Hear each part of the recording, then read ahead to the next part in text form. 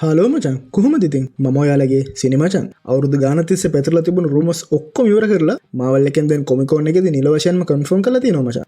yes Ghost Rider දැන් නිල වශයෙන්ම MCU එකට එනවා. ඒකත් Ghost Rider කැරක්ටර් එක ප්ලේ කරන්න කවුද? අපේ රයන් ගෝස්ලින්.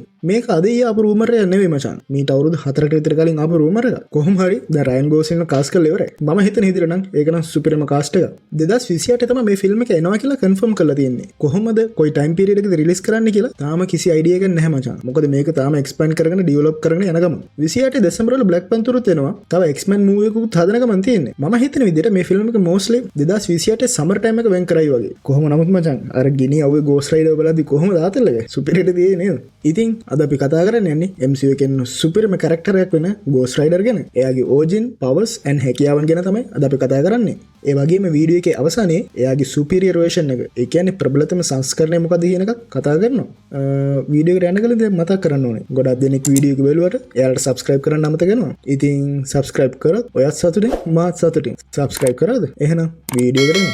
Ghost Riders කියන්නේ host වගේ. නැත්නම් Spirit of Vengeance කියලා Celestial එකක් තියෙනවා. ඒ Celestial තෝරගන්න host Ghost Rider විදිහට පත් වෙනවා. උදාහරණයට අපි Venom ගත්තොත් Venom symbiote ඇඟ ඇතුළට යන කෙනාව Venom වෙනවා වගේ තමයි Ghost Rider. ඉතින් ගොඩක් Venom ලා ආවත් ප්‍රසිද්ධ Venom කෙනෙක් තමයි අපේ Eddie ගේ version එක. ඉතින් මේකත් ඒ වගේ තමයි. අද අපි විශේෂම කතා කරන්න යන්නේ Johnny Blaze කියන Ghost Rider ගැන.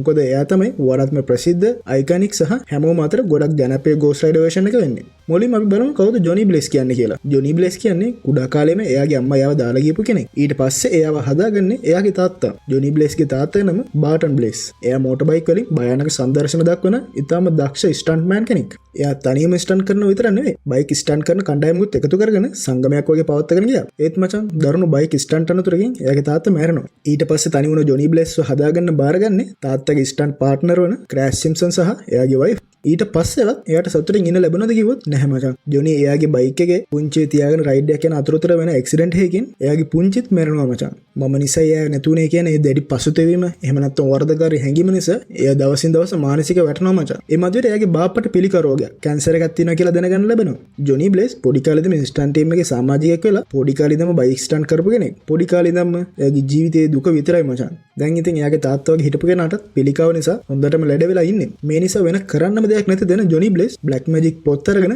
යාගයක් කරන්න පටන් ගන්නවා. ඒ යාගෙන් එයා යක්ෂයෙක් එක්ක ඩීල් එකකට එනවා මචං. මගේ බාප්පගේ කැන්සර් එක හොඳ කරලා එයාගේ ජීවිතේ බේරලා දෙන්න මම ඔයා ඉල්ලන ඕනම දෙයක් දෙන්නම් කියන එක. එතකොට ඒ යක්ෂයා ඉල්ලන්නේ වෙන මොකුත් නෙමෙයි මචං. මට ඕනේ ඔබේ ආත්මය කියලා. කමක් නැහැ. මම අඳුරනාගේ ජීවිතේ හොඳින් හදලා දෙන්න. ඊට පස්සේ මගේ ආත්මය එක ගත්තට කමක් නැහැ කියලා ජොනි ඒකට කැමති වෙනවා. මොකද පොඩි කාලේ තමයි එයා ඒ තරම් දුක් විඳලා තිබුණේ මචං. ඊට පස්සේ ක්‍රෑෂ්ගේ කැන්සර් එකත් හොඳ වෙනවා. ජොනිටත් මාරම සතුටුයි. හැබැයි ඊට පස්සේ වෙනත් බයික් ස්ටන්ට් එකකදී වෙන ඇක්සිඩන්ට් එකකින් ක්‍රෑෂ් මැරෙනවා මචං. ඒ කියන්නේ ඒගේ බාප්පා මැරෙනවා මචං. මේකට පාට්ටටම මලපයින් ජොනි අර යක්ෂයාගෙන් අහනවා මම ඉල්ලුවේ එයාව බේරලා දෙන්න නේද? එයි එයාව මැරුවේ කියලා. එතකොට ඒ යක්ෂයා කියනවා මම එයාව කැන්සර් එකෙන් බේරගන්න විතරයි පොරොන්දු වුණේ. එයා කවදාත්ම මැරෙන්නේ නැහැ කියලා කිව්වේ නැහනේ. මම මගේ පොරොන්දුව ඉෂ්ට කළා. දැන් ඔබේ ආත්මය මට දීපන් කියලා මේ යක්ෂයා කියනවා. මේ ඩීමන් වෙන කවුරුත් නෙමෙයි මචං. අපේ මෙෆිස්ටෝ. ඒ ජොනි කියනවා ඔබ මාව රැවට්ටුවා. මට ආත්මය දෙන්න බෑ. මම මේකෙන් අයින් වෙනවා කියලා ජොනි බේරෙද්ද හදද්දි මෙෆිස්ටෝ කරන්නේ සරතෝස් කියන යක්ෂයාව ජොනිගේ ඇඟ ඇතුළට මුදාහරණයකයි. මේ හරහා Spirit of Vengeance එහෙම නැත්නම් අපි පරිගැනීම ආත්මය එක්ක ජොනි බ්ලේස් බොන්ඩ් වෙනවා මචං. ජොනි බ්ලේස් Ghost Rider කෙනෙක් වෙන්නේ මෙන්න මේ විදිහටයි. Ghost Rider කියන්නේ වෙන මොකුත් නෙමෙයි. අපායේ රජු වෙන මෙෆිස්ටෝට ඕන කරන මිනිසුන්ව ඒත් එකෙන් අරන් දෙන්න පාවිච්චි කරන කෙනෙක්. ඒ කියන්නේ පෘථිවියෙන් නරක මිනිසුන්ව මාරලා එයාලව අපායට යවන ජොබ් එක තමයි මේ Ghost Riderලා කරන්නේ. සරලවම කිව්වොත් මෙෆිස්ටෝ කියන එක පෘථිවියෙන් ඉඳලා කරලා දෙන කෙනෙක් වගේ තමයි ඉතින්. කොහොම වුණත් මචං Ghost Rider යක්ෂයෙකුගේ බලය ගත්තත් එයා සුපර් හීරෝ ටීම්ස් ගොඩක් එක වැඩ කරලා තිනවා. උදාහරණයක් විදිහට ගත්තොත් Thunderbolts, Midnight Sun, Defenders, Dark Avengers, New Avengers, New Fantastic Four සහ Champions වගේ ටීම්ස් එක එයා එකතු වෙලා තිනවා. අපි දැන් Ghost Rider ගැන බැලුවනේ. දැන් බලමු එයාගේ බලයන් සහ හැකියාවන් ගැන. එයාට දෙවියෙකුට සමාන හැකියාවන් තියෙනවා මචං.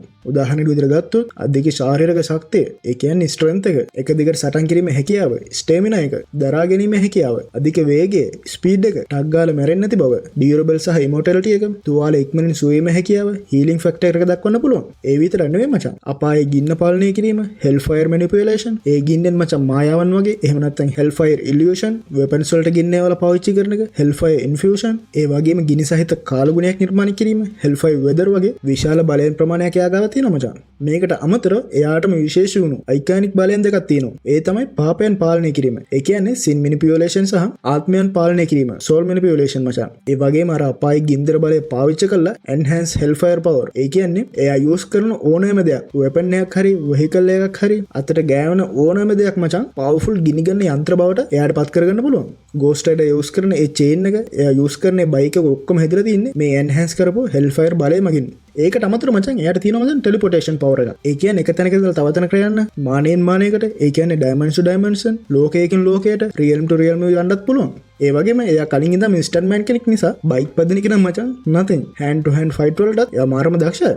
මචන් බලයන් විතරනේ තියෙන්නේ. එයාට වීක්නස් මොකුත් නැද්ද? වීක්නස් ටිකකුත් තියෙනවා මචන්. ප්‍රධානම වීක්නස් එක තමයි මචන් එයා සාමාන්‍ය මිනිහෙක් වෙලා ඉද්දි එයාට තුවාල කරන එක විතර නෙමෙයි. එයාගේ ඒ හෝස්ට්ව මරලා දාන්නත් පුළුවන් මචන්. ඒක තමයි එයාට තියෙන බිග්ගස්ට්ම වීක්නස් එක. තව එකක් මම දැනගත්තා මචන්. ඒක කොයිතරම් දුරට ඇත්තද කියලා නම් දන්නේ නැහැ. එයා අපායත් එක්ක කනෙක්ටඩ් ඉන්න හින්දා ස්වර්ගයත් එක්ක එහෙම නැත්නම් හෙවන් එක්ක සම්බන්ධ දේවල් මෙයාට වීක්නස් එකක් කියලා තියෙනවා. ඒක නම් කොයිතරම් දුරට ඇත්තද කියලා නම් දන්නේ නැහැ. දැන් බලමු Ghost Rider ගේ superior version එක. නැත්නම් ප්‍රබලතම version එක මොකද්ද කියලා. ඒ තමයි මචං Cosmic Ghost Rider. එයාගේ ඇත්ත නම Franklin Castle. ඒ කියන්නේ අපේ Punisher. එයා ඉන්නේ Earth TRN 666 කියන universe එකේ.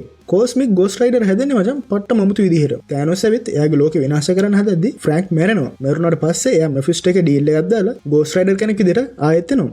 හැබැයි ඒ වෙද්දි ඒ ලෝකෙ හිටපු කවුරුත්ම නැහැ. ඔය අතරේ Earth එකට යන Galactus එක්ක Frank එකතු වෙනවා. එතනදී Galactus විසින් Frankට එයාගේ powers cosmic ලබා දෙනවා. අන්න ඒ හරහා තමයි Frank Castle Cosmic Ghost Rider බවට පත් වෙන්නේ. මේ Ghost Riderට මචං cosmic බලයක් වගේම Ghost Rider එකේ තියෙන ඔක්කොම powers උත් තියෙනවා. එයාගේ Hellfire එක use කරලා Thanos පව මෙල්ල කරන්න පුළුවන් මචං. ඒ විතර නෙවෙයි එයාට බලය දුන්න Mephisto පවක් ගහලා එයාවත් අපයින් අයින් කරන්න තරම් Cosmic Ghost Rider powerful වෙනවා මචං. Ghost Rider කියන්නේ පට්ටම powerful character එකක් වුණාට MCU එකේ හරියට use කරේ නැහැ. හැබැයි මචං හරියට use කරන්නවත් නැතුව තාම super fan base එකක් යාට තියෙනවා. ඉතින් බලමු ඉදිරියට මෙයාව කොහොමද use කරන්න කියලා. Ghost Rider ගේ fans ලා කවුද ඉන්නේ? පල්ලෙන් fire emoji ටිකක් දාගෙන යන්න. ඉතින් මේ වගේ තවත් පට්ට comics සහ movie reviews සිංහලම බලන්න දැන්ව පල්ලෙහා තියෙන රතු පාට subscribe button එක ඔබලා සීනුවත ඔබලා තියාගන්න. එහෙනම් තවත් වීඩියෝ එකකින් හමු වෙමු. මම ඔයාලගේ සීනි මචං.